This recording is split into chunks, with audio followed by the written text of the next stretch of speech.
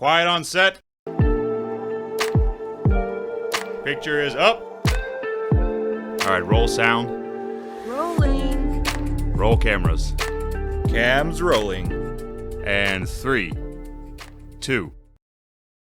Hey everybody, what's going on? And welcome back to Hank's Think Tank. I got a good podcast for you today. We got Howlin Howie in here. And Howie's a local talent. He is a great musician. I think you're a multi-instrumentalist, am I correct? Yes, sir. Yeah, he plays a bunch of different stuff. And so we're going to have a talk about music today and about musical influences, good places to get gear and things like that. I'm excited to have Howie in. And he's a busy guy. So let's thank him for taking some time out to step into the tank for a bit. And since we're starting the holiday season, I've decided to partake in a little bit of the Sippin' Cream Butter Pecan, which I highly recommend. It's good stuff, and it's not real potent, but it tastes good, and it'll bring in that holiday spirit pretty quickly. So, good afternoon, Howie. How's it going, man? Hey, it's going great. I'm glad you had me out here. Yeah, good to have you in. I was glad I had an afternoon off to do this. You know, I looked at your website the other day, and I thought, man, I'm surprised this guy has any time at all to do anything. So it's crazy. And what's your website address for the guys? It's howlinhowie.com. There's no G on the howlin, like, ooh, like, howling like a coyote. Okay. Howlinhowie.com. Yeah. Yeah. And so what band do you play with? Let's see. I'm a sideman by trade, a bassist by trade. But I play with a bunch of different groups. The only band that I regularly play with is my band. I've got a Western swing and classic country group called Palomino Moon. Okay. And you can check out their website. It's a palominomoon.com. Okay. And I took the name from the color of Roy Rogers' horse, which is Palomino. Trigger was Palomino. And then Moon comes from one of the earliest Texas musicians who was Moon Mullican. And I don't know if you have ever heard of Moon Mullican, but he was quite the piano player. Really? Yeah, he could really tear it up on the piano. And funny thing is, when I was in high school, I went to school with his either great-nephew or great-grandson. I can't remember what the relation was, but a guy named Pat Mullican that I went to school with was one of Moon Mullican's relatives. Cool. And so anyway, I thought it was kind of cool. I was looking for names for a band for the little group that I put together, but yeah, it's quite a cool group. That's the only band that I regularly play with, and it's I play rhythm guitar. We've got twin fiddles. We've got Leslie Sloan, who goes by Miss Leslie professionally, on fiddle and vocals, and Kevin Carter, who's a well-known fiddler around Texas, on fiddle and vocals. And then on electric bass, I have Harlan Kubos. And then on pedal steel guitar now, it started out being straight steel, like a non-pedal, but after some discussion within the band, they begged for the pedals, and so we brought in the pedal steel. That's a guy named Jody Cameron. Okay. And now, what's the difference between straight steel and pedal steel? I didn't know there was a difference. Yeah, if you listen to a Hank Williams record and listen to the steel guitar on there, that has no pedals, that's actually just played with a bar and the right hand fingers. Okay. And sometimes they'll bend a string behind the bar with their left hand, but that's not very common.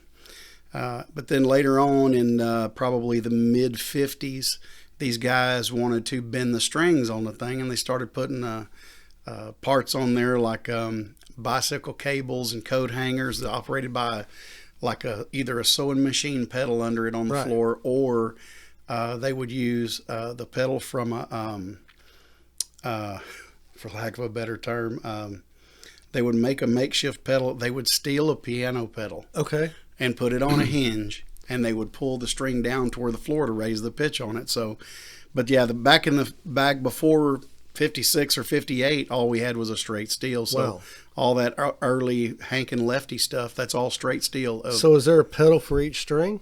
On the pedal steel guitar, no, only if the pedal player wants it. It's pretty much all of them are built as a custom instrument.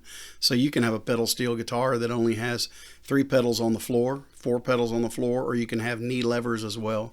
Wow. So it's a pretty complex instrument. You got to play it with both hands, both feet, both knees, and both ears. So, but that's what we have in the Palomino Moon group. Okay. And, the funny thing is, the bass player, Howlin, one of the fiddlers, Kevin, and the steel player, Jody, they are all in this Western Swing Hall of Fame. Really? Yeah. Leslie won an award from the Texas CMA, I believe, last year. She won the Johnny Gimbel Award, which Johnny Gimbel's a notable, famous fiddler who's passed on. Right. But all of them are award-winning musicians but me. But I always tell everybody, my award or reward is getting to play with these guys. Yeah, that's it. As, we do some great 3-part harmony, and anyway, that's enough about that band. But that's the main band that I have. And then as a sideman, which actually is what I do, play bass and guitar and keys and several other instruments behind other artists. And I work with people like around here, like Patrick Murphy, Jason Allen. I've played with Kevin Fowler.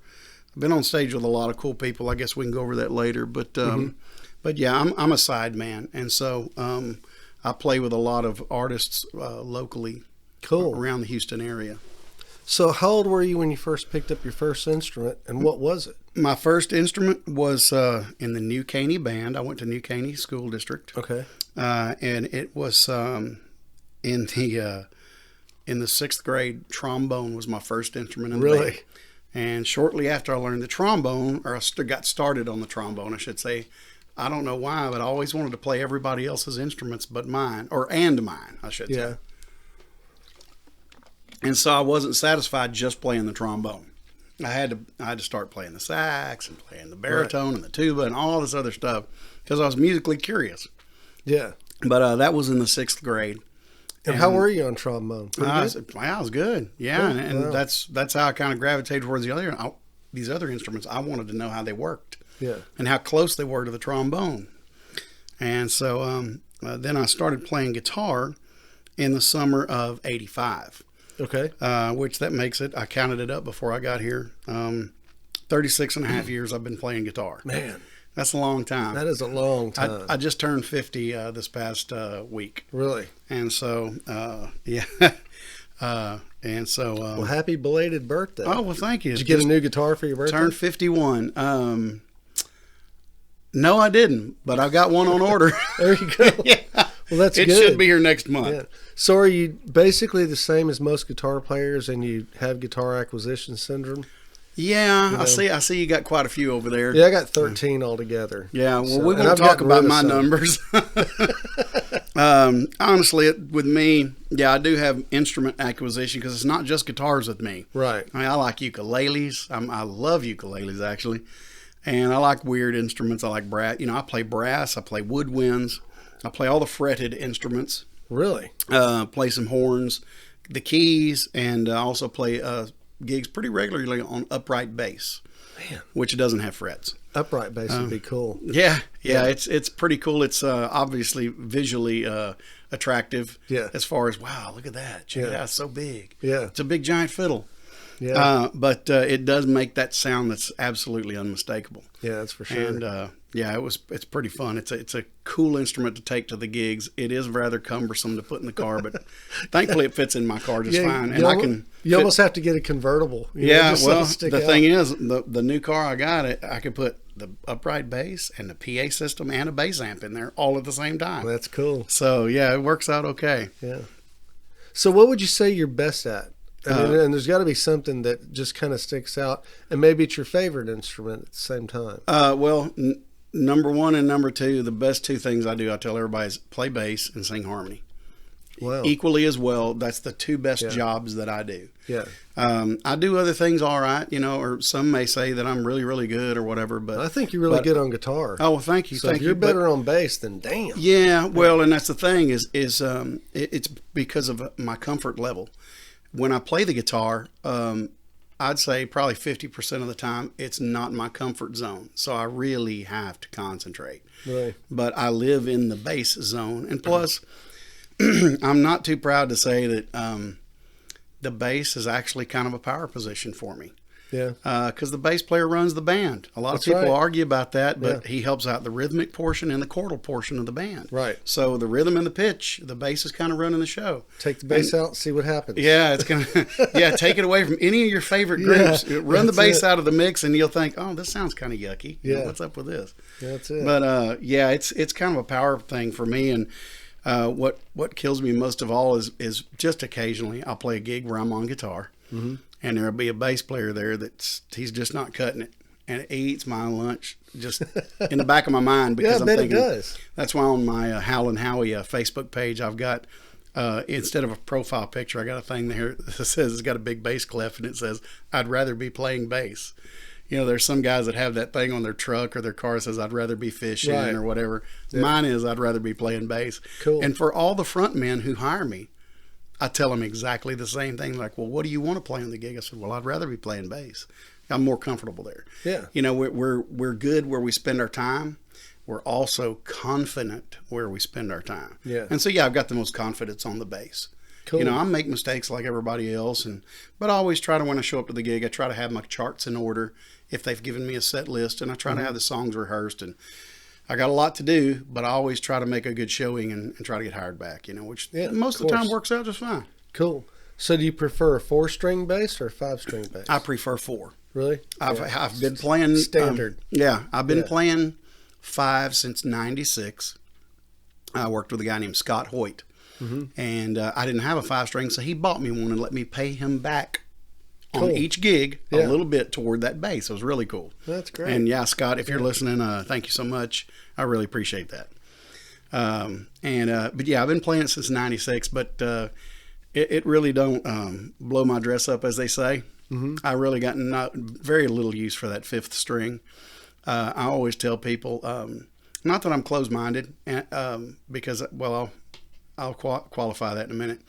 But if you listen to all the classic records that we all loved and grew up with, Yeah. ain't a 5-string one on them. Yeah, that's for sure. You know, and I always make the joke that 2 of the most famous bass players in bass player world, James Jamerson and Donald Duck Dunn, they didn't need 5-string. Yeah. You know, but I do have one 5-string, and I do take that out. Occasionally I get hired for these. A friend of mine that I work for sometimes, his name is Patrick Murphy, and he puts on what they call these 90s country shows.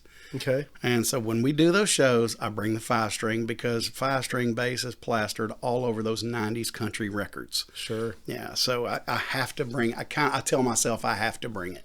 Does it ever throw you off because it's a different size neck? No, not much. I've played it so much that I'm comfortable with it. Occasionally, I'll grab the wrong string, reference-wise, from low to high. Right. But yeah, I'm used to it enough now to where I'm pretty comfortable with it, with a 5 or a 4. That's cool. But preference, 4 it's 4 for me. Yeah. Yeah. Cool. I always another thing I always say that if 5-string was all that dandy, all the upright basses would have 5 strings, and Right. they'd have a low B.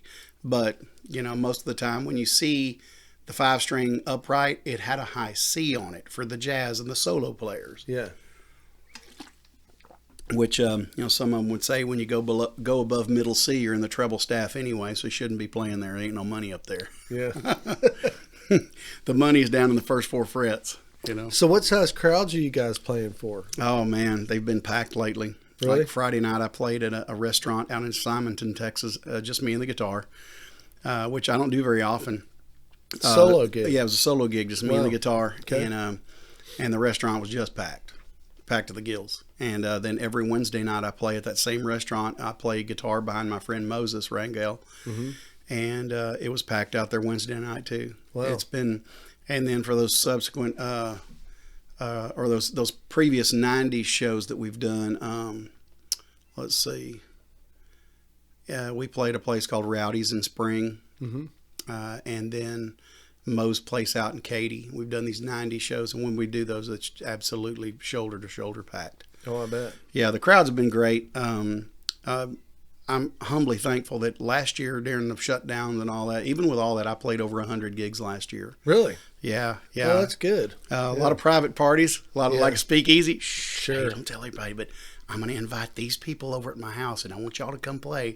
but just don't put it on Facebook. Don't tell anybody because of the shutdown, you know? Sure, yeah. But yeah, I was really blessed to play over 100 gigs last year. That's and cool. this year I haven't even counted them up. I was going to count them up before I came today, what I've played so far this year. But It's a bunch. if y'all want to count, y'all can look at my website, howlinhowie.com. You can see how many gigs I'm playing. And I'm not saying that to boast either. I don't want anybody to ever think that I'm boasting about it. I'm humbly thankful for every single gig that I get. Right. So, what's the biggest crowd you've ever played for? Any ideas? Oh man, yeah. The biggest one I can remember ever playing for was in '97. If I'm correct on the year, '97. I was playing for a guy named Scott Hoyt. At that time, he was living in Austin, and we opened a show for Rick Trevino. Okay. At some bull riding event at this huge place in San Antonio. And there were about 16,000 people out there. Man. So that's the biggest crowd I played for that I remember. But I think anything over 10 people, it's the same. It is. You get a big crowd out there, but it's just as nuts with a 15,000 crowd as it is with I don't know how many 600 or 1,000 people over at Moe's or however many the fire marshal will let her in there. It's packed. Yeah. There's a lot of people, but it's always fun for me, no matter if there's just a few tables out at a restaurant or if it's a humongous gig that's packed out like that. Some people pick on there. It's like, hey man, does this guy ever quit smiling? Because I'm just happy as I can be all the time at my gigs. I would be too. Yeah, it's just fun because I thankfully I get to play with a bunch of great musicians around the area. There's a lot of good musicians here. It's surprising. It's loaded up. Yeah. It's loaded up with musicians around here. Yeah. And people you never even guessed, just blow your mind. Like, wait a minute. I mean, there's this guy, frontman around here named Ryan Pinnock. And he plays solo shows. I think that's all he does. Yeah. Except occasionally he'll hire a percussionist. And, man, he's got a great voice, plays a really wide range of songs. Wow. And when I was working at Andrew's Music in Porter, he would come in there all the time. Well, finally, I got online and gave him a listen. Yeah. And I thought, wow. I mean, this guy doesn't even look how he sounds. I know that sounds silly, but all of us do that. You hear an artist for years and then you look at a picture and they don't match up. Yeah, this what the guy. heck? Yeah. But yeah, it's people like him. You find these guys that they sing their rear off. Yeah. Just Andrew Pinnock. Ryan Pinnock. Ryan Pinnock. Ryan Pinnock. Yeah, you can check him out on Facebook, and he plays at restaurants and bars, clubs all over the place. Yeah, I don't think I've heard of that guy yet. Man, he's a There's cool, so many cool out singer. here. Yeah, that's what I mean. It's just loaded. I was just mentioning him because it was just like I'd never met the guy before. He come in buying strings, worked on his guitar a couple of times, and I just thought out of the blue. I mean, there's so many, like I say, there's so many musicians. I thought, let me give this guy a listen. Yeah. So I looked him up. I was blown away. The guy's great. That's good. And there's so many like him. Yeah. And whether they're maybe 40 years old or 30 or even some of the kids that are 15, 16, 20 years old that are coming up, they're doing great. Yeah. But do you know Aaron Holmes? yeah, I know Aaron. Yeah. Yeah, we've done some stuff together. Have you? Yeah. Yeah. And I never knew he was. Well, I knew him for a couple of years before I knew he was a musician. And I was like, really? Wow. Yeah, it kind of blew me away that he played and sang and all. I was like, oh, that's crazy. Yeah, And he's a songwriter he's too. great. Mhm. Yeah, he's really Yeah, good. he's a songwriter. Yeah, he does a great job. Yeah. Yeah, him and his crew, they're always over there recording. I think he's got a studio at his house. Yeah. I'd Yeah. like to check that out. I haven't been by there to check it out yet, but I'd like to see it. I haven't either. I haven't been over there, but a lot of our friends around here have recorded there. Really? Yeah. Wow. And they're putting it on Facebook all the time. Hey, we're over here at Aaron's studio recording. That's cool. Yeah, it's I wonder kind how of good neat. it's set up. I guess it's all right, huh? I'm sure it is. A Yeah. bunch of them keep going over there, so they're having a good time. Yeah, something's got to be going Yeah, right. Aaron huh? Holmes, he's a cool dude too. Yeah. He's really nice. Yeah, good dude. And he's the last thing we did, I think, was a benefit for somebody. he does a lot of that kind of stuff. Yeah. Oh, yeah. We worked a benefit together. I can't remember. I think he was playing with our friend Donovan Lindsay. They were playing together in a band. Yeah. And just supporting. Oh, I know who it was. It was for a friend of ours who just passed a couple weeks ago. His name was Jim Davis. He was a drummer who played with Roy Head for about 10 years or so. Really? And Played he with also Roy had, Head, huh? Yeah, and he had a studio here in town called Diamond Jim's Recording Studio. Okay. And he just passed from cancer a week or two ago, and we had a benefit for him last year. He's a local guy, or is he in Houston? He's in Houston. Really? His house and his widow, I guess now, Elaine. They live over just at 99 and I think over around 99, maybe Kirkendall. I can't remember what the cross street is, but anyway, he lives here on the north side. Yeah, well, that's cool. Yeah, we were playing a benefit. Me and Aaron were for him, and we had a good time doing that.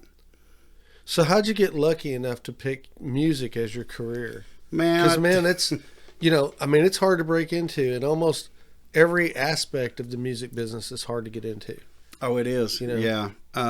Well, I started playing, as I said, trombone in 6th grade. Started playing guitar the summer between my 8th and 9th grade years, and I kind of caught on pretty quick. And self-taught? No. I had I had some of the music from school, and so I was playing my trombone music sometimes on the guitar. And I had so you had a little bit of theory in your belt. A little bit already. Cool. Yeah. Okay. And when I started playing the guitar, it's really funny because on the there's certain things you play in band class on a horn. Mm-hmm. Well, they're odd from stuff you'll play on the guitar. When I started playing the guitar, my knowledge of the trombone and all the music just blew up instantly, because no longer was I scared of things called sharp and natural. Right. On the trombone, it sometimes favors flats, as they call it, the sharps and the flats. Well, right. The trombone favors the flats, the guitar favors the sharps and the naturals. So, and that's in my feeble, little kid brain. Mm-hmm. Well, as soon as I started playing the guitar, all these weird things on the trombone were commonplace to me, and vice versa. So all of it went in the bucket, and it just kind of made my mind blow up. It's like, hey, wait a minute. This works on both of them. Wait a minute. Well, I can't do this on the trombone. Well, I can't do this on the guitar. And I just started figuring it out and put it all in together. And I accelerated pretty fast on it. And I've hit a few stumbling blocks along the way. And but it's a good thing. And then shortly after, let's see, I played my first paying gig when I was still in high school. Really? Yeah, and I wasn't supposed to because it's against UIL rules. UIL? Yeah, the UIL, the United Interscholastic League. Okay. That's the governing body that governs the all-state tryouts and the region band and region choir and all that stuff. So you weren't allowed to go out and make any money? No, you can't be a professional and participate in those things. Wow. But I think the contests were over by the time I played that first paying gig. But anyway, but I was still in school. Yeah. But yeah, so I've been playing professionally for 32 years. Wow. Since '89, and I bet mentally that took off quick for you. Yeah, you it get did. that rush of the first gig, and and if it worked out good, then yeah. And the thing is, it's like anything else. You get a taste of making some money. Yeah. And it's like, oh no, wait a minute now. Let's hustle on this a little bit. That's it. Let me reach out to some other musicians and see where I can. While I was playing in high school, I started playing at this place called the Texas Opry in Magnolia. And then I started playing this other place in Conroe. It was another local Opry. It was a place where we could go and sing maybe 2 to 4 songs on this show. It was like a Branson style show. We didn't get paid, but it was just fun. Yeah.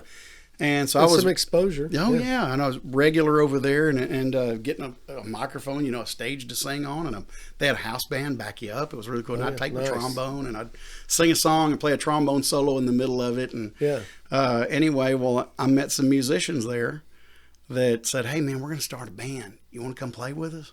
I said, "Well, what do you want me to do?" They said, "Play guitar." I said, "Well, okay, I'll do it."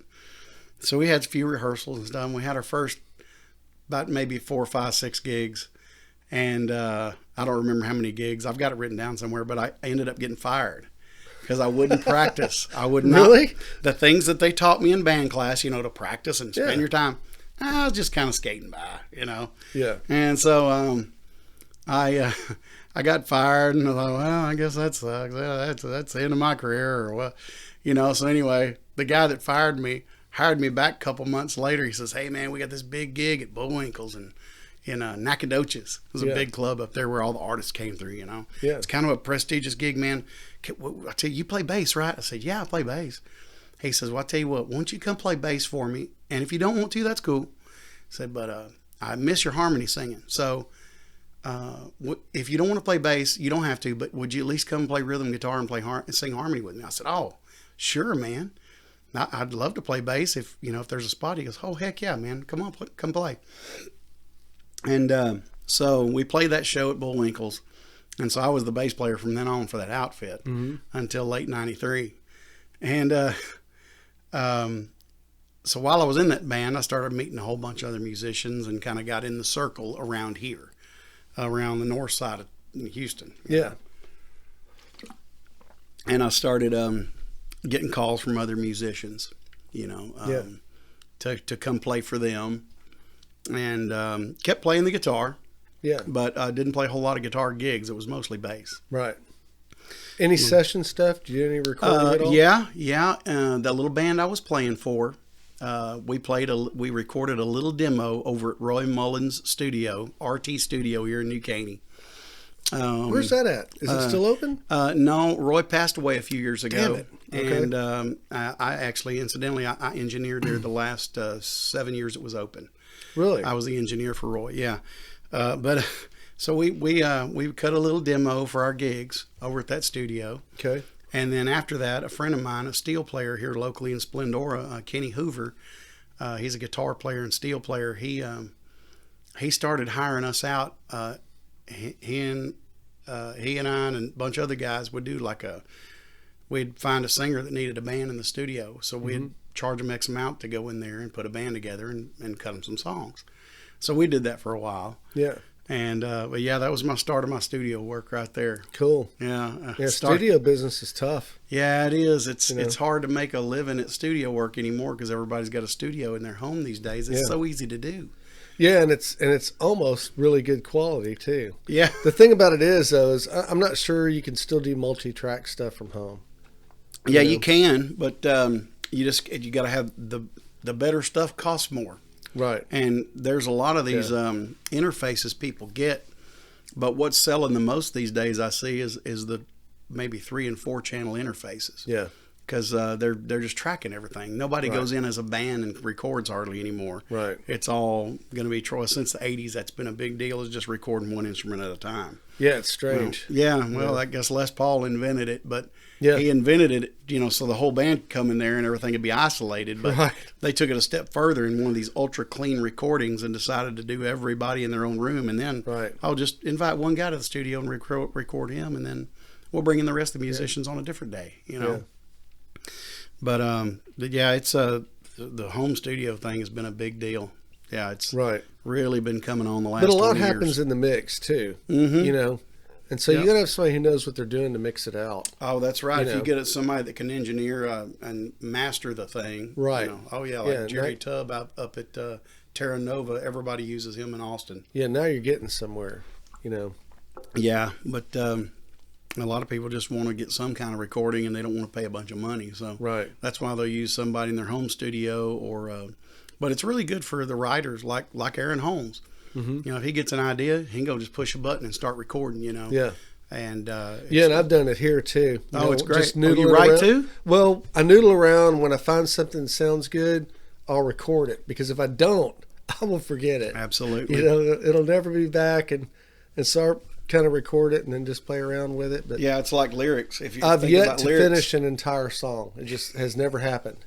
You ain't the only one. I've got pieces. I'm not a songwriter by any means, but I've got pieces of songs jotted down here and there. And I've always thought maybe I just don't have talent, That's not it. I think that songwriting comes from another planet or something. It's got to. Some of those writers are so good. Some of these famous songs that we grew up on that were written in 10 minutes. Yeah. And I started one last year called the Runny Nose Christmas Blues. And I made it about, 30% of the way through it, and then just got busy and it kind of ended there. So you're saying the snot dried up? Maybe I'll pick it up this year again. Maybe so, if it gets cold enough. Yeah. Maybe the nose will start running, and the thoughts of the brain will start running again, right? But that's about as far as I ever got writing anything. Yeah, So- yeah, I'm not much of a writer. I've helped co-write a few things, but I've got, like I say, I got ideas jotted down here and there. But Oh, yeah. I'm not much of a writer. I'm more of the workhorse that they call me up. Hey man, can you play this gig? And then I ask them the 2 golden questions: where is it?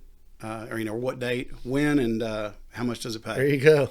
And they'll tell me, and I'll say, okay, well, I can play that gig. I'm open. Yeah. And then they'll send me a set list, and I make sure I've got charts for all the songs, and I show up ready. But I'm not much of the creator kind of lyric person. I'm creative on the musical side of it, but not often does that get any kind of royalties or anything, Right. unless you're in a big time situation like Steve Cropper or somebody like that, that made sure that they got credits Yeah. on some of the songs they Yeah. played. Sundance guys. Like Oh that. yeah. He's definitely got creative control of his stuff. Yeah, that's good. Yeah. So, what were your as a young man, your musical influences? Who would you say was the biggest influence that you had as a young guy? You mean like on radio type stuff? Yeah. Um, Or just somebody who inspired you to say, okay, well, he can play this, so maybe I can be that good also, or sound that way. yeah. Some of my influences, like on the radio, were Ronnie Millsap. I Okay. always enjoyed his music. Willie Nelson, always Oh, yeah. enjoyed him. Really. Still playing the same beat up shitty guitar. It is. I cannot And what's believe- funny is you look Yeah. at his guitar and you think, man, that's an old guitar. It's not that old. It's a 1969 Martin.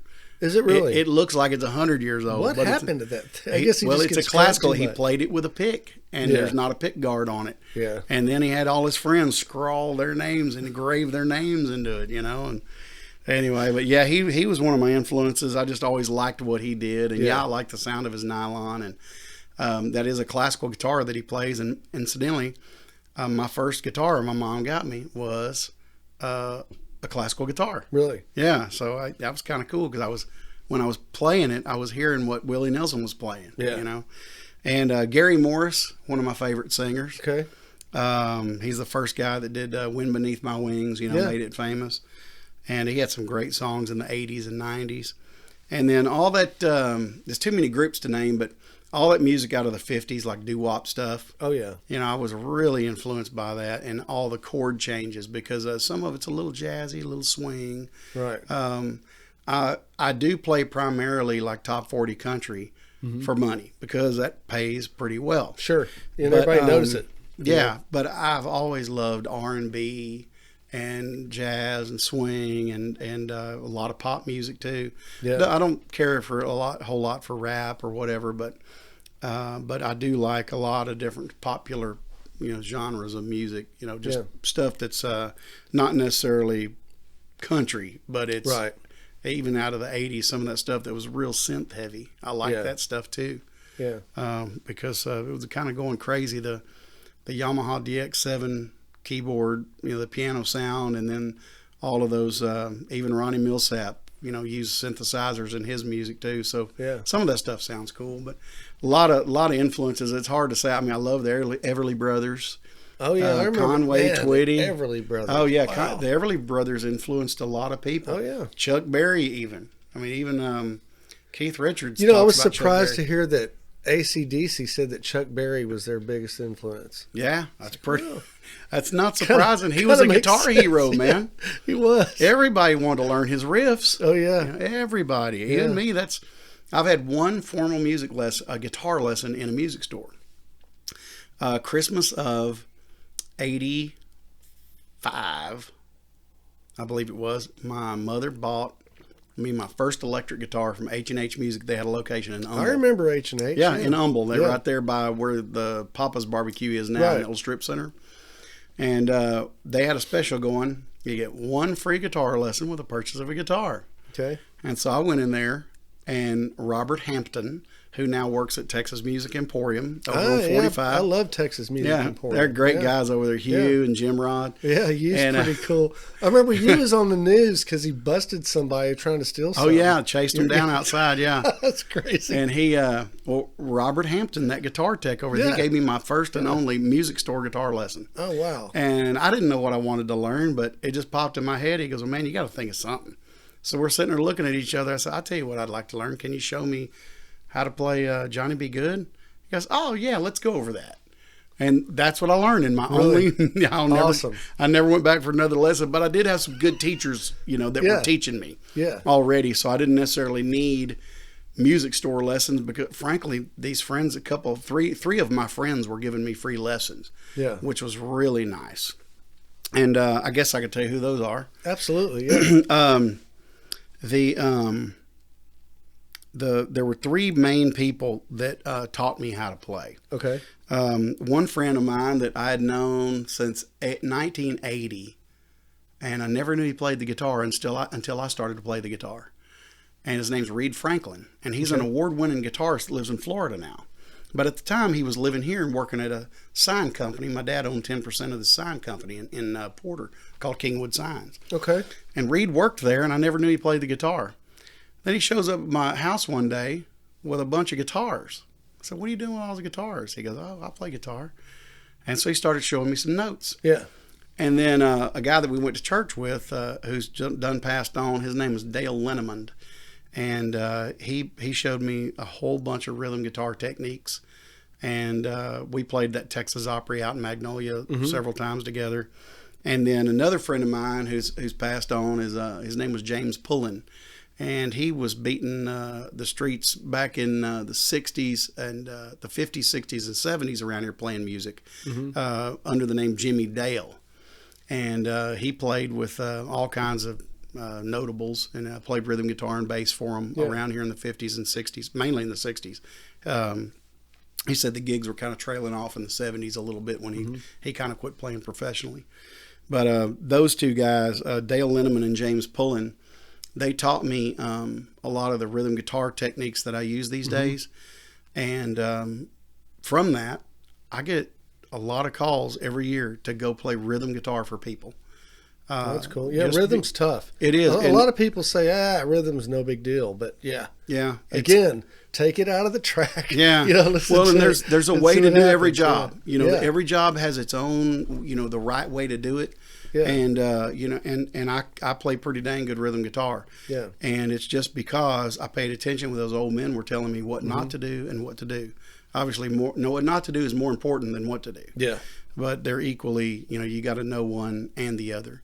And so what about theory? How'd you pick up, because you can't go without music theory. Oh, too yeah. long. You got to learn the theory behind it. Yeah. Yeah. And, started out in band class. They were teaching us theory.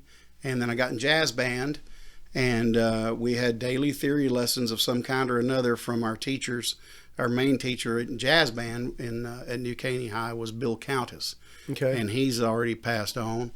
But he was part of the Ronnie Renfro Big Band here in Houston. And this was applied to trombone in your case, right? Yeah, in trombone. But the cool thing about the teaching, though, is when Bill Countess would give us an example of something, like a musical figure, and he would say, okay, this is a third away from this one, and you're playing this. He would actually explain why in the music we had to stick to what was written on the page, or why we had to play this note a little quieter here, or this one a little louder here. He would actually give us some of that theory and some physical science lessons. That's cool. Along with it. Oh, yeah. And it was so he was good. teaching dynamics as well. Oh, yeah, then, dynamics and the way the production of the pitches and the way they come out of the horns, as well as the rhythm section. Yeah. He would tell the bass player, hey, be careful in this kind of song because you're apt to rush. Make sure you pay really close attention to the ride cymbal there and play it together with them. And then in turn, you're going to be listening to the bass, the baritone sax over here because they're going to play this. They're going to cue you to come back in here. Stuff like that. He would make us listen. Cool. Instead of just hearing the music and Right. just playing it off the page, you listen to each other. Science. Oh, yeah. And he'd say, if you can't hear your neighbor's horn, you're playing too loud, stuff like that. So, yeah, we had some good training there. And so we got theory lessons there. And then... And the thing is that teaches musicianship too. Absolutely. Because you can get people who play well, but they're shitty musicians. Yep. And if you can't play well with others, you don't get a satisfactory marking on your report card, and you don't get called to play gigs later in your life. Yeah. Yeah. That's it. But he see, what was I going to say? Sorry, I didn't mean to. No, that's okay. That's your show. I was going to tell you something important. You have to cut this part out. Let's see. I don't edit. Okay. Let's see. I was talking about the musicianship. But yeah, he would tell us how to play well with each other. Yeah. You know, if you can't hear your neighbor, you're too loud. And I know what I was going to tell you. And then, which, you know, when you're playing in a group, you want to play together.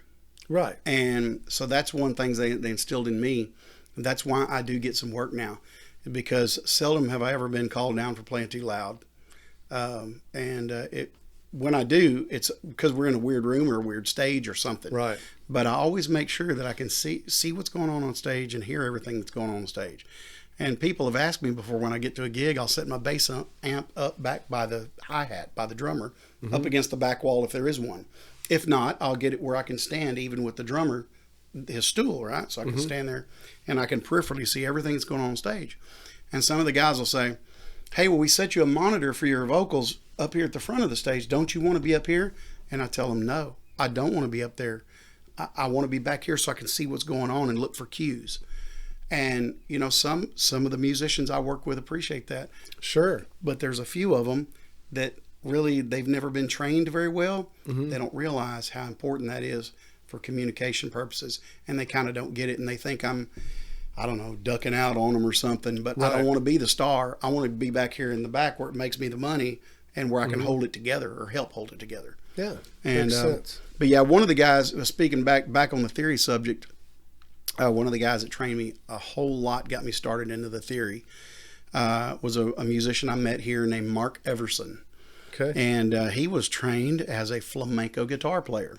Really? Yeah, and he had a whole lot to do with my formative years there with my theory and how to think out stuff and how to transcribe. And he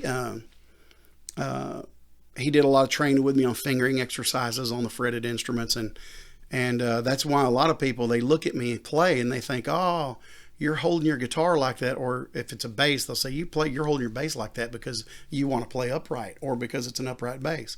But I tell them, no, I don't hold my posture. My posture's not like that because of that. It's because if you look at a curl bar, like for lifting weights, it's got a zigzag to it. Right. Well, if you're playing the guitar and you lift your hand up here, right here, you put the guitar neck in it and it's right there. And you can reach the high notes and the low notes. And that's the concept the flamenco guitar players use, right? When they got the guitar on their left leg and you're going this way, you can reach the whole neck. That's how he trained me. And so it just kind of stuck.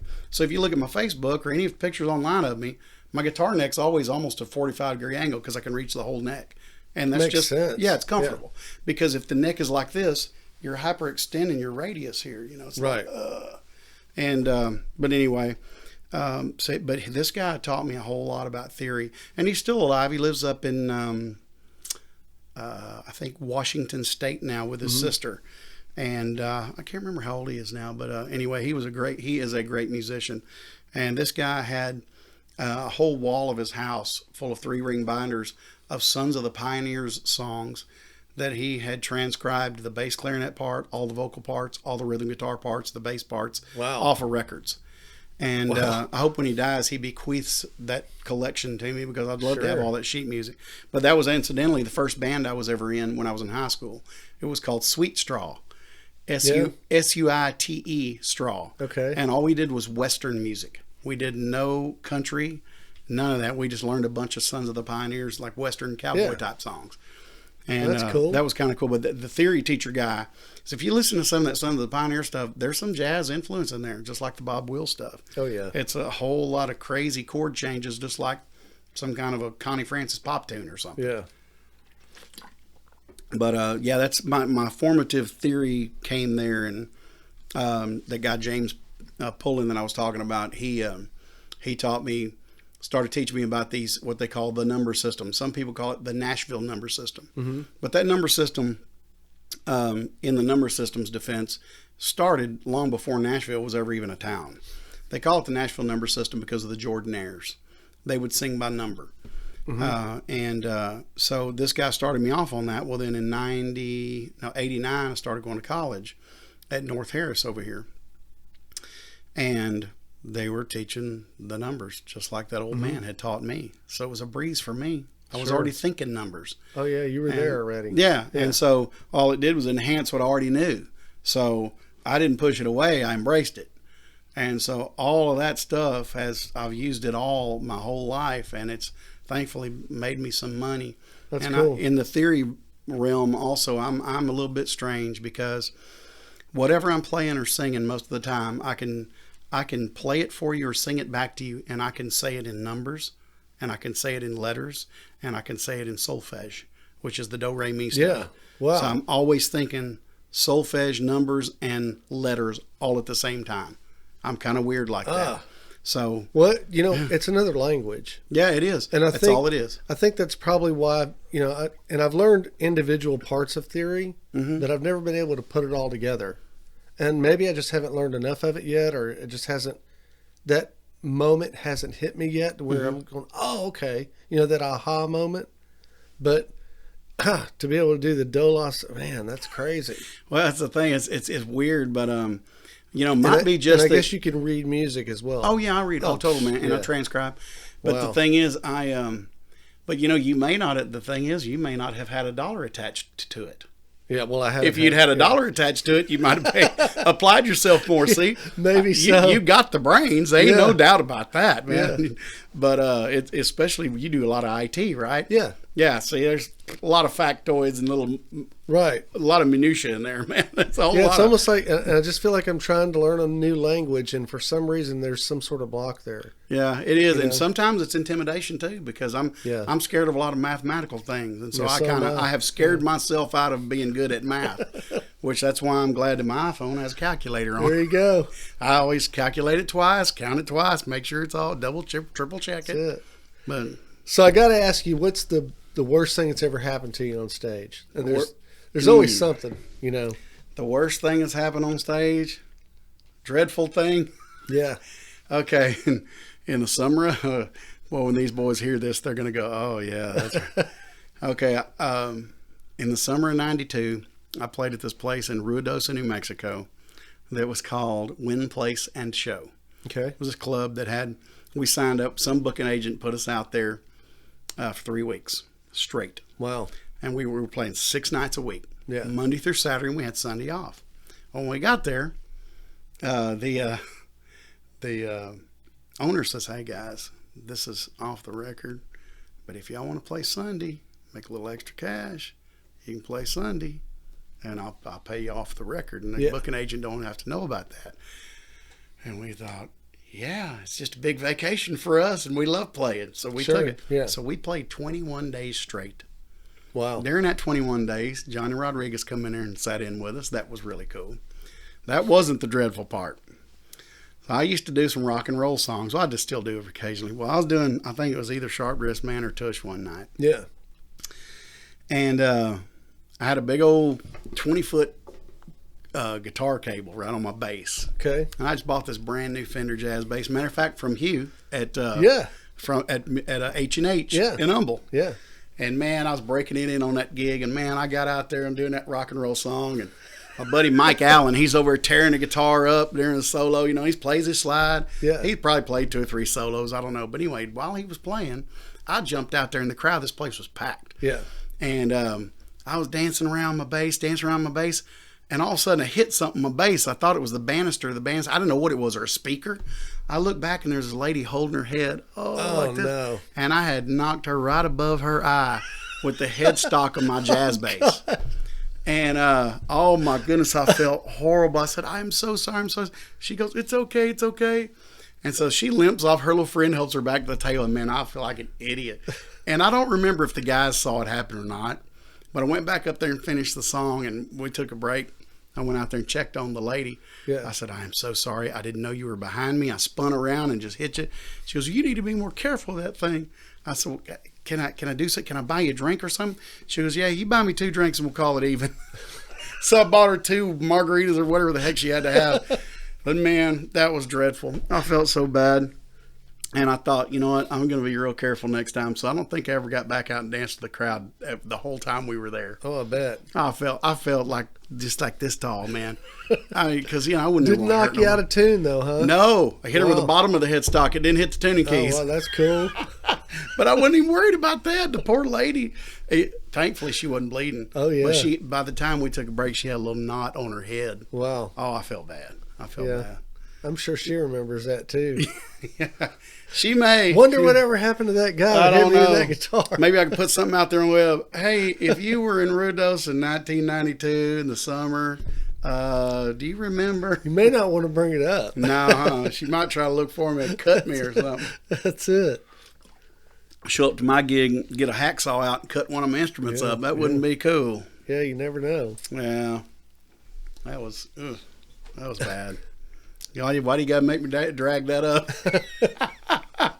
Because I think everybody's got a story about when they tried to play. So Yeah. I've never had a live thing at all, so I'm not good enough. But I've had some good experiences by myself, I guess you could say. Yeah. And I've played in front of a couple of people who thought, well, he's okay. Well, that's good.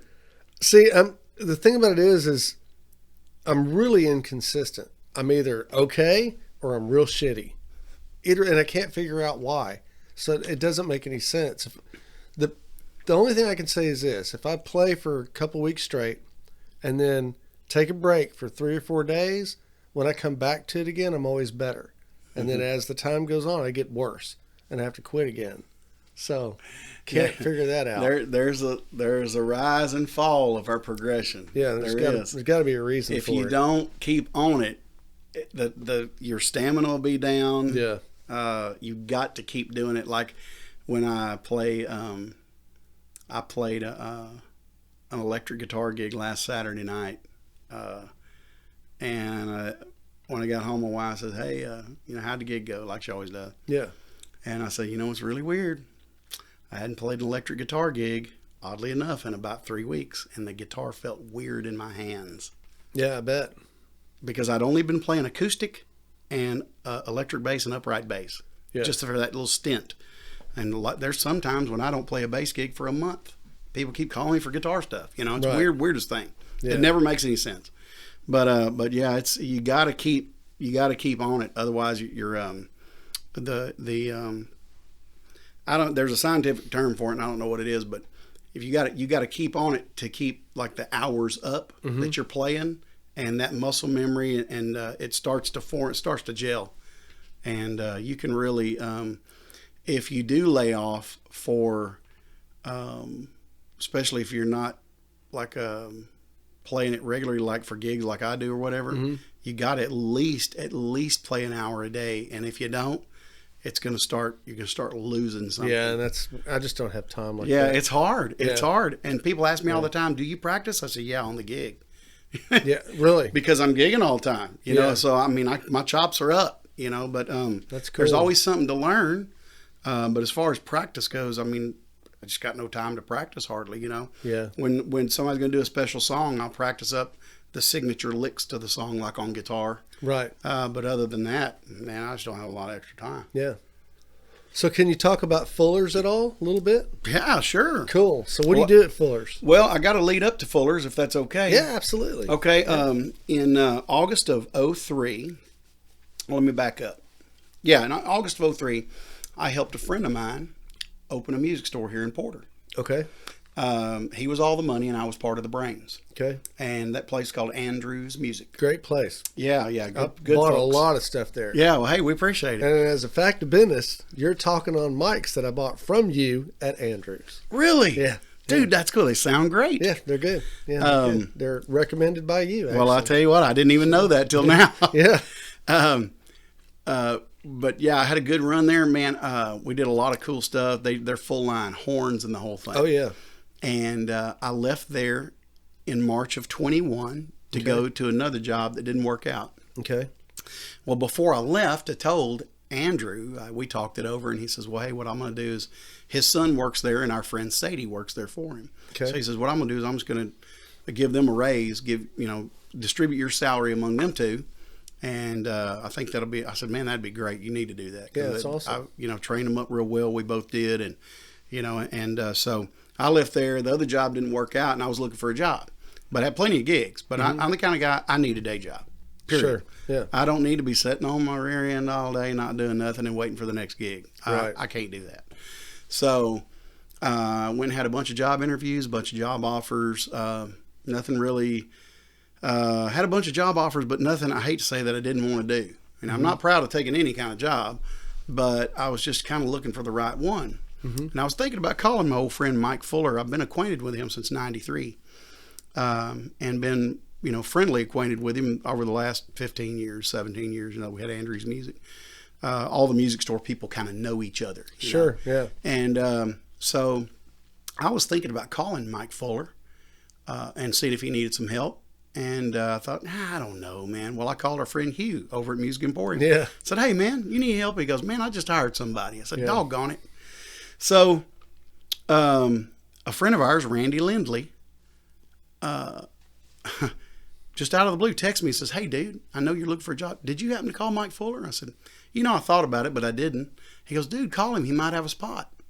I said, well, that's some confirmation there. I guess I will. Yeah. So I called him right then. I was heading home from an interview and a job offer just then. Okay. And I called and said, hey, Mike, you need any help around there? He says, I might. I said, well, I'm looking for a job. He goes, you are? I said, yeah. And I told him about that job didn't work out. And he goes, well, come on by and talk to me. I said, well, I'm at Cross Timbers in 59 right now. You want me to turn around and come back? He goes, yeah, I got time. Come on. So he kind of offered me a job right there. Went and talked to him. We had a good talk, but I didn't take it right away. I wanted to, think about it, pray about it a little bit. Sure. And so that was on a Thursday, and then Saturday I had a gig with Randy Lindley.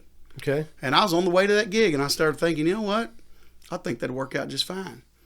And so I called Mike Fuller. I said, hey, man. I said, if you want to try me out, I'll try you out. And he goes, well, that sounds good. I said, if the spot's open. He goes, oh, yeah, the spot's still open. It's yours if you want it. I said, well, I want it. And I said, when should I come in? He goes, how about Monday morning at 10? There you go. And so I've been there ever since. And it's been going real well. We got a nice arrangement there. When I need gigs, I can take off and go make a little extra money. And got a great crew there, great guys. This is a little different job than my former job because over at Andrew's Music, we do full line. We had horns. Right. Yeah, horns and the whole bit. Yeah.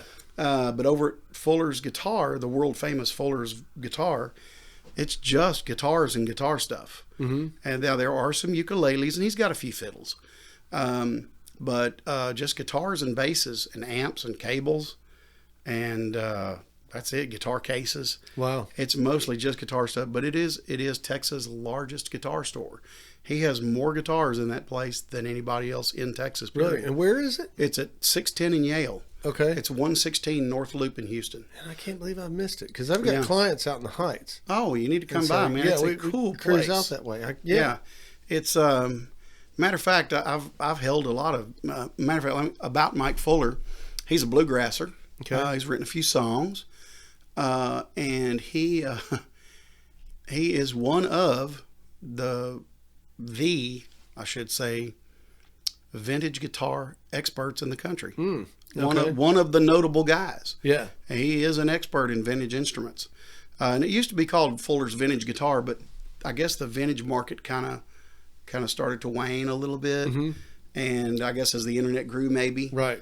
But anyway, one of his reps suggested he call it the world famous Fuller's Guitar. So he just changed the name. But anyway, he's still an expert. And this job here is the only... in this store is the only place where I've ever been able to hold on the same day a first-year Telecaster and a first-year Stratocaster at the same time. Wow. In the same building, in the same room. It's kind of odd. Yeah. And we've got some cool vintage instruments in there. Oh, I bet. I bet he's got a cool wall of fame too, doesn't he? Yeah, there's a little it's not real extravagant, but there's a tack board at the front, like a cork board. Yeah. And he's got all kinds of cool people's pictures up there, Wow. And about a couple months ago, I guess, Steve Earle was playing here in Houston, mm-hmm. and he came by and bought a guitar from us. Wow. And his guitar player is a guy named Chris Masterson. Mm-hmm. Who was really popular around Houston for a lot of years. He's kind of doing the Stevie Ray bit. Mm-hmm. And he's a great guitar player. Right. And so he plays with Steve Earle now, and I think he used to work some for Mike Fuller. And so he comes by every time they're in Houston. And Steve came and bought one of these.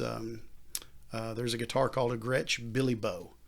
A Gretsch Billy Bow. Billy Bow. It's kind of a Gretsch. cross between Billy Gibbons and Bo Diddley. Oh, cool. And it's kind of a brainchild, I guess, of both of them or something like that. It's a mashup guitar. Yeah. And they build this one certain color only for Mike Fuller. Yeah. And so this one color that Steve Earle bought, you can only find it at Fuller's. Wow. Gretsch won't do that color for anybody else. Gretsch makes a nice guitar. They do, man. They've got some iconic stuff. And yeah, that's when I first started working at Fuller's. It was kind of blew me away. It's still overwhelming every day because he has more Gretsch in one room than I've ever seen in my life. He's got more Les Pauls than I've ever seen in my life. I got to get down there. Oh man, and the Taylor selection is huge. The Gibson selection is really huge. Yeah, we got a lot of Martins, and every time somebody calls or comes in and they say, "Hey, do you have a this or whatever it is?" If we don't have it, whether it's my Martin, Gibson, or whatever, there is absolutely no doubt that it's on order. It's absolutely on order. Yeah. But things have always been behind because of the demand. Mm-hmm. But since the quarantine last year in 2020, supplies have been a little slower. Right. Especially the outsourcing of parts, like our Charvel rep was in the other day. The rep that does Another does nice Charvel. guitar line. Oh yeah, Charvel, Gretsch, Jackson, EVH. Yeah. The one rep that works all of that for Fender, he was in the other day saying, "We've got piles and piles and piles of guitars waiting on," and he starts pointing at stuff, pickups, switches, tuning keys, because they're outsourced. Yeah. And so they've got these guitars halfway built, and they're waiting on parts for them. Yeah. So the quarantine last year really messed a lot of stuff up. And things were messed up overseas before we even knew they were messed up here. Sure. You know, that they were having problems with production over there before we ever caught wind of it. Yeah. And so from a Guitar World standpoint, it's kind of like, oh, well, heck, we're in the backlash now. And so like Rickenbacker, it's a California-made guitar. Another one. Yeah, great, I noticed iconic. you didn't say Rickenbacker. No. Don't you hate it when people do that? Well, and I thought it was, and it might be Rickenbacker in Germany. I'm not sure. It might be, but here in America, they say Rickenbacker. Yeah, it's Rickenbacker. And so that's you gotta say it how they say it. That's it. That's what and it is. but yeah, we're waiting. Depending on the model, we are 9 to 24 months out waiting on those models. Yeah. But it's like that with every vendor. So yeah, when Crazy Mike Fuller, as they call him, because he's crazy because he orders so many guitars. That's his nickname, Crazy Mike. Yeah. He at least orders 2 of everything in the catalog, if not a dozen. Cool. Yeah. Now, I'm a left-handed player, so y'all have a pretty good left-handed Pretty selection? good left-handed selection. Really? We at least order 2 of every lefty. Absolutely. Man. Yeah, we got a bunch of wrong-handed guitars in there. But yeah, that's the thing is. I can see my money disappearing right now. Yeah, we got since he orders everything in each catalog, we're at no loss for lefties. Now we're not like Jim over at Southpaw in Houston. Yeah. We don't have a store full of lefties. Right. But we do have every lefty that whatever vendor offers. That's cool. So if we don't have it, it's on order for sure. Yeah, like check it out. Yeah, it's definitely it's an odd place. It really is. We have people come in there every day that say, "Wow, I've never seen so many guitars." Yeah. I was over at the other store, the big box store, and they didn't have hardly any guitars. And I say, "Well, I've never been there. Really? Isn't that odd?" Well, I've been to all these smaller guitar places. Well, it's I've usually never been at the big box. Yeah, well, that's the thing is those big stores, the chain stores, are at the mercy of the buyers. Right. Well, at Fuller's Guitar, Mike Fuller is the buyer. He's the guy that calls the shots. He knows when the ETA is. He knows when the such and such color of Les Paul is coming in. He'll say, "Well, it'll be here between June and August. I'm not sure." Yeah. Or, "Well, I ordered it and I don't know." Sometimes the answer is simply, "I don't know," because we don't know when it's coming in, but we do know it's on order. That's cool. We've had, the funny thing is, we had a couple of, this is nerdy stuff, ain't it? Is this I like nerdy it. stuff? We had, check it There's out. going to be a whole bunch of people who like this. Yeah. I'll tell you, if you like Epiphone, here's a funny story. Okay. We're sitting at work one day. Not sitting there, but we were working. Freight comes in, and we check in, we write in everything that shows up, and this Epiphone bass shows up. Well, matter of fact, I think 6 of them showed up. I'd never heard of this bass. Yeah. And so I wrote it down, and so every guitar that comes into that place, we take it out of the box when it gets there, put it on the bench, check it over for flaws, set it to factory spec, and then we either put it on the internet or hang it in the store or both. Okay. Well, man, these basses come in these big giant arch top things, like with the F holes in them. Yeah. And Mike or Eric, his right hand man there, says, "What is this doing here?" Finally, we got with Mike. He goes, "Man, those have been discontinued for a year." And he goes back and looks. He had ordered them, and then they got discontinued after a long span of time, and then a longer span of time after that, they showed up at our store. Wow. So they had been sitting in a warehouse somewhere waiting to come to us. They've already been discontinued. Man. So they showed up. We check them all over. They're all fine. We put them online and start selling like bam, bam, bam, because they're gone. Nobody has them, but they had our name on them, so they showed up. I think it's over a year now that they've been discontinued. Wow. But they showed up a month ago.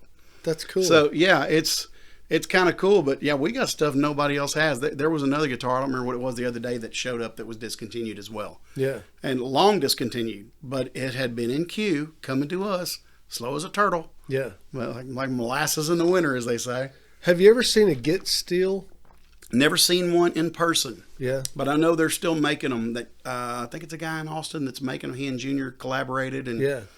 Junior Brown. Yeah, Junior Brown. And Yeah, I saw him in Tomball. He was amazing, man. I've seen a lot of videos of him over the years. Yeah, he is 14 absolutely amazing. grand for that Get Steel. Yeah, it's ridiculous. Yeah. But they are all custom made. They're all one-offs. Yeah. You know, he does have his little, I think the guy's got a CNC he cuts them out on or whatever. But Yeah. yeah, it's pretty amazing. And man, he's an amazing musician. He really is. And his vocal range is huge. He can all those low notes. Yeah, he's good. Yeah, he's something, It's man. worth watching. But I've never seen one in person. I've never seen Junior in person. Really? Yeah, Junior's great. And That's the only one I've ever seen in person was one he was holding, but I didn't get close to it. Yeah, I think the main one, his first one that he made, got stolen or something. I don't know if it's turned up or not. Yeah. But I'm one of the musicians that I'm kind of an oddity in that I have been to less concerts than anybody you know. Because I have been playing so many gigs over the years, I seldom get a chance to go to a concert. Just don't have time. Yeah, but I went to one the other night that was pretty astounding. The great Tommy Emmanuel. Ah, really? Yeah, I went to his concert the other night, and man, local? It was at Stafford Center. Really? Yeah, And I missed that. Man, that guy. Oh, no. You can't pigeonhole him into jazz or 10 country fingers on each hand. Oh, I'm telling you, and his fingers really. If you watch him play his guitar, he really does have huge hands. Yeah. And just his percussion. And anyway, that was a great concert. But yeah, I've been to less concerts than any of my friends. I can ask them, how many concerts you ever been to? And they're like, so many I can't count them. Yeah. I could probably make a list right now and tell you how many concerts I could too. I haven't been to too Really? many. See, I haven't either. And that's odd, I guess, for a musician. But man, it seems like I've been working so much over the years. Well, heck, from 91 to 93, I was playing 7 nights a week almost. Well, just think how many of your own concerts you've been to, though. Oh, man. I tried to count it up one day. Yeah. For my former coworkers, my friends Sadie and Andrew over at Andrew's Music. Yeah. And I don't remember how many it was, but I just averaged 4 gigs a week since 1989. Man. And I just figured that number up because some weeks I didn't have any gigs. Some weeks I had 7. So I figured, let's just figure out 4 gigs a week. Be a good average, Oh, my goodness. It was a lot. Yeah. It was a lot. Wow.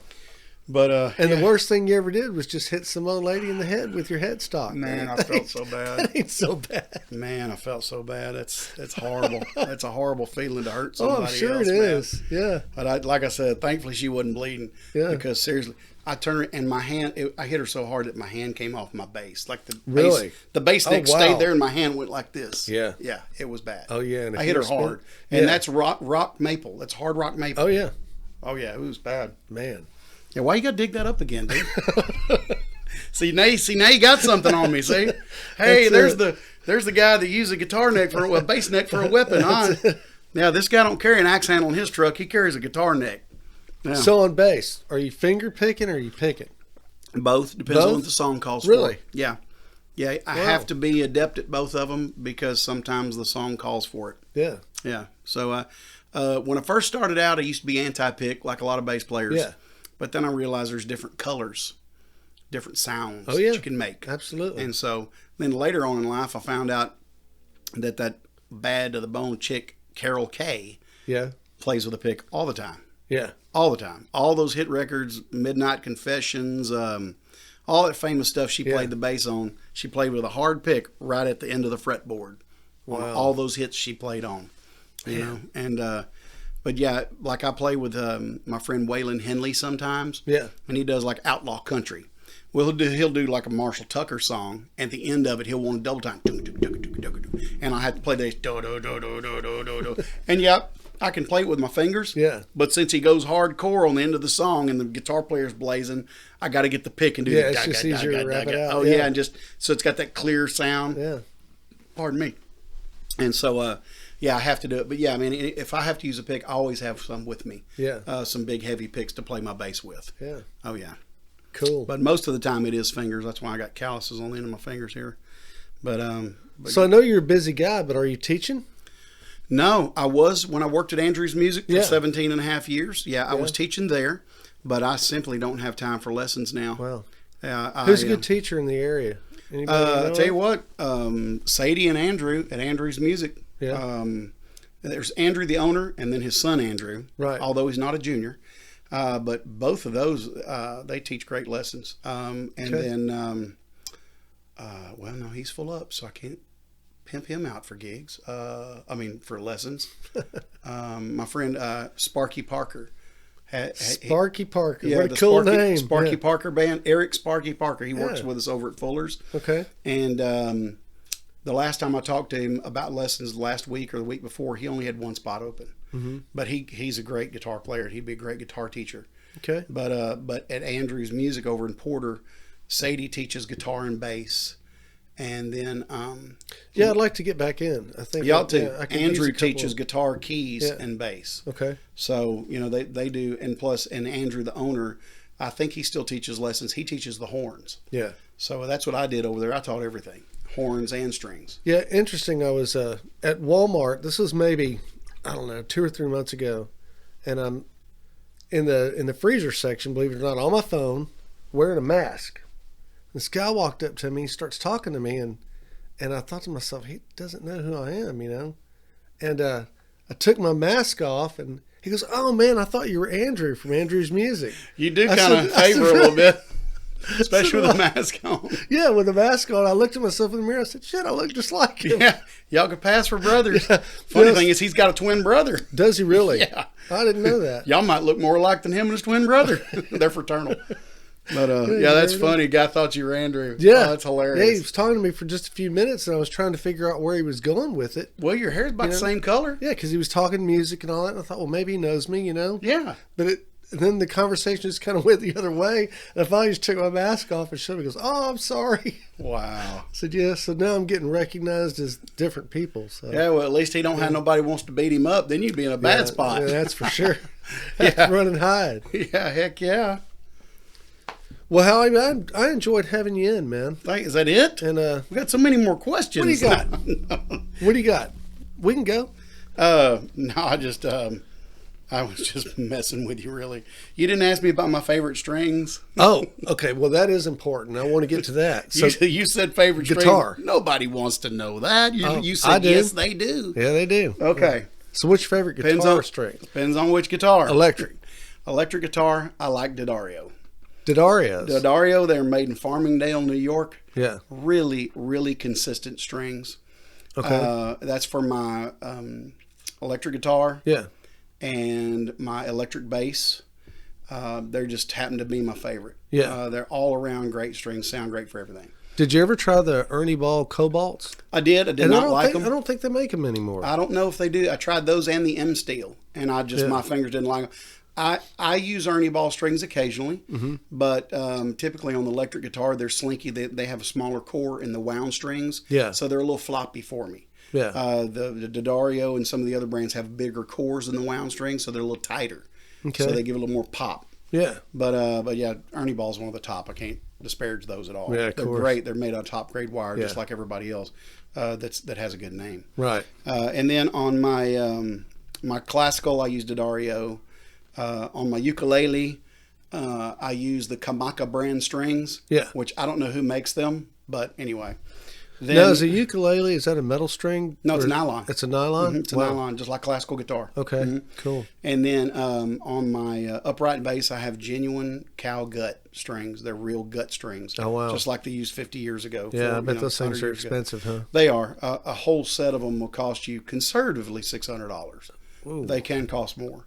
Man. But I bought an old bass years ago that it was kind of broke down and it had gut strings on it, so I put them on my newer upright bass. Yeah.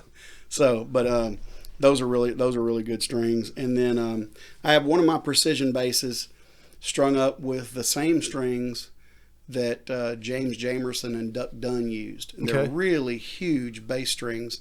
Like cables. Yeah, they're huge. Yeah. Yeah. They're if you nerds out there want to know the sizes, they're 52 thousandths of an inch to 110 thousandths of an inch. Wow. They're huge bass strings, and they're made by Labella. Labella. And yeah, those are what a lot of people call the Jamerson strings. Yeah, But, that's the haven't ones heard of those. Yeah. Yeah, they're huge, man. The Labella strings are made in New York as well. Okay. And they are, matter of fact, those are the strings that came OEM on a lot of guitars back in the day. Labella probably makes more oddball strings than anybody else, like for the Music Master bass and the short scale basses of different kinds and the Ampeg Baby bass. And they make some weird strings that a lot of other companies don't even want to fool with because they're low demand. Yeah. But Labella is one of the oldest string makers in the country. Okay. But they have a lot of oddball stuff. And then for my acoustic guitar, most of the time I use D'Addarios. Lately I've been trying some elixirs. Don't know that I like them really well because I like a dry string. I have really dry hands. Yeah. And so I don't like anything slippery because the strings slip out from under my fingers. Right. But this last set of strings I put on my acoustic, I tried some Nano Web elixirs, and I have a set now to change those to the XS. I think they're called XS strings. Okay. What gauge do you run on your acoustic? My acoustic, my regular flat top is 12 to 53. Okay. But on my big arch top that I play with Palomino Moon, I've got a 1950 Epiphone that was made before Gibson bought Epiphone. When they were their own independent company. Right. It's this big giant arch top that's 17 and 3/8 inches wide. It's bigger than a J200 Gibson. Yeah, that is big. And it's I used 13 gauge on that, pure nickel wound. Wow. Yeah, 13's a big string. They are to 56, but Yeah. the neck is a 5-piece neck. It's got like 2 strips of I think it's walnut and then 3 pieces of maple. Yeah. So it's a real stout neck. Yeah. And I use that on my arch top, and I have another arch top guitar that I have 13s on it as well. But yeah, just because they're loud and they got that punch when I play that, what they call sock rhythm. Yeah. A chop rhythm, as some people call it. I do a lot of that when I do the Western swing stuff. Okay. So I use those 13s on that. And on my electric, it's typically 9 gauge on my Fender style. 9s, huh? And on the shorter Gibson scale, I use 10s because they end up being about as tight on the shorter scale as the 9s on the longer Fender scale.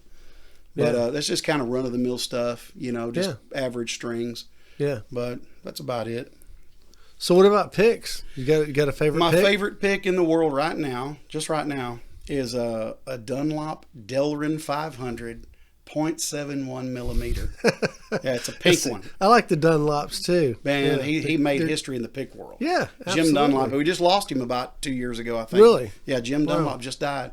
But yeah, back in the day, all you could get was like thin, medium, and heavy, and extra heavy. But he took it a step further and he did the millimeter thing, Oh yeah. And so he started those white and gray gauged picks. Right. That was his invention, and man, he's made millions off of that over these years. Yeah. But yeah, he gave he was one of the first guys to give the guitarists an option on even smaller increments in the thicknesses of the guitar picks. Yeah. But yeah, I usually use that Delrin 500 because it lasts, especially on my rhythm guitar playing. Yeah. It takes a beating better than plastic does. Right. But yeah, I can wear out some picks pretty quick playing rhythm guitar just because there's so many strokes and Right. it's all So it's a 6 pretty strings. stiff pick then, right? It's not Yeah, a floppy. what's point so it's like a medium heavy. Yeah. It's right between an average medium and an average heavy pick. Okay. And if I play with rhythm guitar too thick of a pick, it hurts my wrist. Oh, I bet. And I'm kind of a wimp, but and then you asked about my favorite guitars, didn't you? Yeah. Yeah. Absolutely. I can't wait to hear this. Okay, my number one electric that I play was made right here, just a few miles down the road, by Huey Wilkinson of Axe Handle Guitar Works. It's a Telecaster style guitar, Okay. and I took delivery on it in the summer of '92. Yeah. He was building it, like, I guess he started building it in '90. Wow. But anyway, it's got it's not a normal tele pickup setup. I've got All Parts in Houston makes a blade single coil pickup that looks like a Joe Barden pickup. You know who that is? Joe Barden.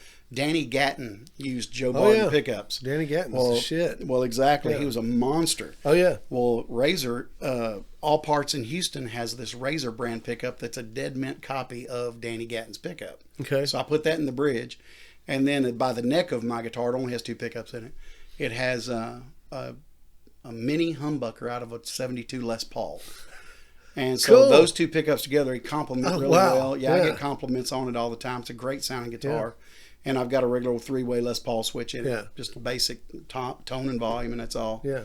But and then my next favorite guitar that I've got is a Gibson called an ES165. It's called the Herb Ellis Signature. Okay. It's an arch top 16-inch guitar made out of plywood. So it looks like a 335, I guess. No, it looks like a 175. It looks Okay. like the guitar that you'd see George Benson playing, Right. kind of. Yeah. Or Pat Another Metheny. great guitarist. Yeah.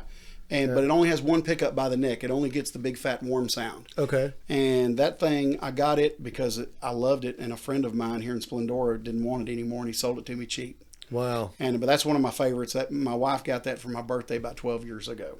Cool. And then my favorite flat top that I've got, that I've, matter of fact, played it on my gig just Friday night, is I've got a brand new Taylor. It's called an American Dream. Yeah. AD27. It's all Taylor makes mahogany. a nice guitar. They do, yeah. So I play in that, and then my other favorite is the one I mentioned that I play with Palomino Moon. It's that 1950. It's called a Broadway Regent, and it's a big, huge arch top, maple and spruce. And I've got a few more guitars than that. Yeah. But those are kind of my 4 favorites that I like. If I had to pick some favorites, those would be my favorites. So what would be your choice between the Les Paul and the Strat, as far as that guitar type? It's hard, man, because some songs sound better with a Strat, and some Yeah, sound I mean, better that's just the way it is. But if I had just had to pick, like right off the top of my head, I'd say the Strat. You know why? Because it's lighter. Pinch poke, you owe me a Coke. We said it at the same time. But seriously. Yeah, the first time I picked up a Les Paul, I was like, what in the hell? You Is know. there a brick in this or what? But most of them are weight relieved these days. You know, they'll sandwich the body, they'll cut the center of the body, and then they'll route it all out. Right. And then they'll put the caps on the front and the back. Yeah. And they don't weigh as much as they used to. Yeah. But they Them solid bodies, man. Damn. Oh yeah, man. Andrew of Andrew's Music used to have a 76. Man, nice. that sucker was heavy. Heavy. I bet it was. Oh man, it was. Yeah, it was I think heavy. about that all the time. Joe Bonamassa is my favorite guitarist. Oh, he's got a collection. And and every time I watch him, I think to myself, how does he drag that thing around all night long? Yeah. And every once in a while you'll see him change, but not too often. Yeah, Billy Gibbons. There's a secret. He has been having his hollowed out more than the factory for years and years. Really? Yeah, he had some guys that'll cut the back off of it, or plane the back off either way, and they'll hollow it out on the inside even more so he can still play the Paul, but it's not so heavy. Yeah. He's But I done wonder that if with it several maintains guitars. the same. Well, I guess it does keep a good sound because Oh, yeah, I bet. When you're using the gear he's using, heck yeah, and them little bitty strings he plays with. sevens. Yeah, it's ridiculous. Yeah. I don't know how he can play sevens. But he plays it. Yeah. And he gets the right sound. He's good, man. But yeah, but the thing is about that, you can't make a Paul sound like a Strat. You can't make a Strat sound like a Paul. Yeah. No matter it's what you real do. hard. You can change the wiring up a little bit, but it's still, man, one's going to have its own Eddie Van sound. Halen came close though. Man, I tell you what, he did. He put the Paul pickup in the Strat. He sure did, and It made it work. Yeah, and he actually potted. Yeah, he was the first guy to pot. Yep, because now it was that's squealing. standard. Yeah, and that's standard nowadays. Yeah, it started feeding back on him when he cranked the gain up and make it start distorting on the front end. Yeah. And matter of fact, playing through an amp looked like that one right there, I think. Oh yeah. A Marshall stack. Yeah. Man, that's a lot of amp. Yeah, it sure is. Yeah, I've hurt myself in here with that thing. Yeah, I bet you can. Yeah. I'm surprised you still got windows in here. Oh yeah. That Eddie Van Halen, man, yeah, he was definitely a freak, wasn't he? Oh yeah. He definitely had his own spot carved out in the rock and roll world. Absolutely. Yeah, ain't nobody gonna fill them shoes, I don't think. Ever. Yeah, I don't No. think it can be done. No, he was great. He's definitely an original. And not only was he a really great player, but he was an innovator. Mm-hmm. You know, Oh yeah. I mean, he worked with a lot of stuff that became standard in the business now. Oh yeah. You know, Working that tremolo and Oh, yeah. and Floyd Rose Bridge was his deal. and yeah, and Yeah. you know those dang all those songs that he wrote on the keys. Yeah, You know, he was the key player. Right. And, you know, I didn't know that till maybe 15 years ago that he was the one playing those parts. yeah. I you never know, knew and, that. And you know, him and his brother, they came from Holland, Mm-hmm. and the way that they got their tickets to take the boat here was their dad worked it out to where they would play piano the whole way over, and that's how they paid for their trip to come to America. I didn't know that. Yeah. Then when they got here, they would work on one piece of music for a solid year and enter this contest where they had to play that one piece, and there would be, you know, X number of contestants, and they won every time. Him and his brother both. They were just Man, amazing. I didn't know that. Yeah. I Amazing. didn't know they did that. And then you know, Eddie was going to play the drums and Alex was going to play the guitar. I heard that. Yeah. And they ended up just kind of switching. And look And, what happened. Yeah. You know, and both of them were great. Yeah. Alex is a great drummer. Yeah. Oh, yeah. You know? Yeah, and I when I was a teenager, I didn't listen to the music much, but couldn't help it because all my friends were listening to it. You know, so Right. I had to hear it all the time. Yeah, it was there. And And now when you take it apart and you listen to just, you know, those guitar tracks have been peeled out now and you can just listen to those. I'm like, damn, man, he was an animal. yeah, you can hear the brilliance. You know? Oh Yeah. yeah, He was an animal. And his key playing too, man, it was great. Great keyboard stuff, man. Great keyboard Yeah, stuff. amazing. He wrote all their music, Mm-hmm. you know, so I mean, Yeah, he he just definitely carved out a spot. He's definitely one of the icons. boiling over with talent, you know. Mm-hmm. And skill. Yeah. You know, just really Yeah. just killing it. You know, Danny Gatton was the guy that taught Joe Bonamassa how to play. I didn't know that. Yeah. I know that I've just studied up on his playing some, you Yeah. know. Bonamassa's dad had a guitar shop, and it was a vintage guitar shop. And, you know, so he was always there. And when he was 4 years old, he said, Dad, I want to play. And his dad gave him a shitty guitar, you know, probably the worst one he could find, and turned him on to Danny Gatton. Said, here, if you can learn from this guy, you can learn from anybody. Wow. And, Yeah, Danny was another guitar player. You couldn't put him oh in my a God, category. yeah, him and Jerry Reed, Yeah. you know. It's like, okay, you can chicken pick and you can do all that, but some of that jazz that's coming out and that syncopation that's coming out of there, Yeah. man, there is no mistaking Yeah, that you're a weirdo. yeah, yeah. You can't pigeonhole him, man. Yeah, and I don't know if you've ever watched Bonamassa, but he's amazing. Yeah, I mean, he's I had at one time I had his original was it Hot Licks videos, his instructional video when he was real young. I didn't know he had. Oh, Yeah. I gotta find that. Years ago, man. He must have been, I don't know, 18 or something. 16. Yeah. He was a young kid. Yeah, I don't know how old he was, but I Yeah. used to have that video, and even back then he was great. yeah. You know? And he went through a really strange period, you know, until he kind of found his voice and decided to start singing, because he can really belt it out, you know, vocally. He's awesome. See, I've never heard him sing. Oh, I've only heard him play. He's amazing. Wow, yeah. that's cool. He can sing as well as he can play. Wow. Yeah. See, I'm learning something Yeah, today. he's really good. Yeah, pick up some Bonamassa stuff, and he plays it all too. He does some country, some rock, some a lot of his own stuff. So he's great. Oh man. Yeah. Well, I'm gonna have to give him a listen then. And he's had some of the best bassists play with him too. So Wow. you know, I'm surprised he don't do his own bass work as good as he I'm is on sure, guitar. I'm you know? sure he does. He could probably play it all. I bet he can. You know. But Yeah, yeah, he's great. He kind of reminds me of a scientist sometimes when I watch him play. When he's on the one and he's so into it that he's not even there. You know what I mean? You've been there, I'm sure. Kind of he it's like an out of body Yeah, experience. yeah. He goes off somewhere else. And Outer he's- space. Yeah, and you're watching him, but you can tell he's not there. He's just the music. And yeah, it's amazing. He's just like a scientist playing that shit. Yeah, You know? that's cool, man. It's good to see people like that. I've had the fortune to play with some musicians that were like that over the years. You Yeah. know, you just get on stage with these guys, and it just blows you away. And like, where'd this guy come from? Yeah. I jammed one time with this guy, Mark Beno, and I think he did the music for some big hit movie. I can't remember what it was called, but he's a pretty notable blues guy. Yeah.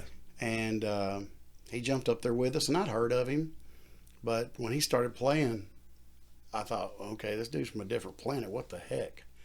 You know, it's just like Yeah. he just starts going somewhere else. Yeah. You know? Billy Gibbons the same way. Oh man, what Yeah. a freak he is, Yeah, man. he can take it out. Yeah, he can, man. Yeah. He's great, and everybody says he's just as crazy as he's cool. You know? Yeah, I bet. Well, man, I enjoyed having you out. This was a good conversation. Well, And, I'm glad. You know, I always like music, and it's fun to talk to musicians and get some insight on, you know, what's going on mentally. Yeah. And I'm gonna keep playing. I need to find the time again. And we've just been really busy with work, and I've been doing a lot of shows. The podcast has taken off, so we've done That's quite good. a few. And Sorry it took so long to get me out here, man. well, you know, and I wanted to say thanks anyway, because the mics have been a big deal. A lot of people talk about how great my audio is. Yeah. 100% of the reasons because you said, "Hey, try this mic. It's awesome." They are good, So, man, and yeah. especially it's just for the money you pay for them. Yeah, can't beat Even it. take that out of the picture. Yeah, It sounds like a thousands of dollar mic. yeah, you yeah. know? They're awesome. Yeah, it does. It sounds really, really good. There you go. Yeah. So yeah, so how can people book you if they want to book some, you know, book a gig with you? My email's on my website, Howie@howlinhowie.com. Okay, Real easy to find, and again, the Howlin Howie has no G in the middle. It's just Howlin Howie, HOWLINHOWIE.com. Okay, and you're also on Facebook, I guess. I'm on Facebook on the Howlin Howie page, and Okay. just contact me through there. And if you need a bass player, guitar player, if you need somebody to sing your bar mitzvah, your funeral, your divorce party, Oh, you got to sing at my funeral. That'd be great. man, hey, you'd be surprised. I've sung a lot of funerals. Have you over really? the years. Yes, I have. Wow. They always want them old hymns and Oh, them yeah. old, you know, or an old love song or something that the cool. the couple shared or whatever. But Yeah. oh yeah. Matter of fact, Andrew at Andrew's Music used to pick on me all the time about how many funerals I was asked to sing or to go, you know. Yeah. But hey man, what better thing can I do besides, you know, in this world, honor some of my Sure. friends? You know, I mean, ain't too much better you can do besides, you know, show honor to somebody and give them a little support their worst day of their life. But oh yeah, if you need music, I occasionally DJ some stuff, but I'm not a professional DJ. Okay. I would say call the real DJ guys for that, like Yeah. down at DJ Brothers or somebody like that. But Okay. but yeah, I just my main thing is just being a side man. If a singer needs somebody to back them up on bass or guitar, Yeah. you know, I can do them a pretty fair job. Okay. You know, Cool. And if you're thinking about getting into guitar, Fuller Guitars. Fuller's Guitar. Yeah, and that's the place to go. And you can meet up with Howie and see if maybe he can set you up with a great Gretsch or something good. Oh yeah, man, Gretsch, Yeah. Taylor, Martin, Gibson, Eastman. Oh yeah, got a whole bunch of Yeah. them. Jackson's still in business? Oh yeah, Jackson, Charvel, EVH. Wow. We've even got several different incarnations of the Eddie Van Halen striped guitar. Really? Oh yeah, we got the black and yellow. Yeah. I think we got the black and white, and then we got the black and white and red. I yeah. want one of those. Yeah. Sounds Oh, good. All right. All right, guys. Well, anyway, I hope you enjoyed the show. I did. It was a great show. And if you go to Howie's website, you can check out all his bookings, and maybe you can go watch him live, and that'll be a fun thing to do. And how far out are you booked for the holiday season? Do you know yet? Or I'm already booked up past New Year's Eve, but I mean, I'm booked up to New Year's Eve, but I've already got gigs planned for next year. wow. Yeah. So yeah, get on the books now if you want him. So Well, thank you. yeah. And I had a good time, man. Me too. And I guess This that'll is- be it. We're This is about my, out. My first interview ever. There you go. Really? Yeah. We did great. Well, thank you. All right. Cool.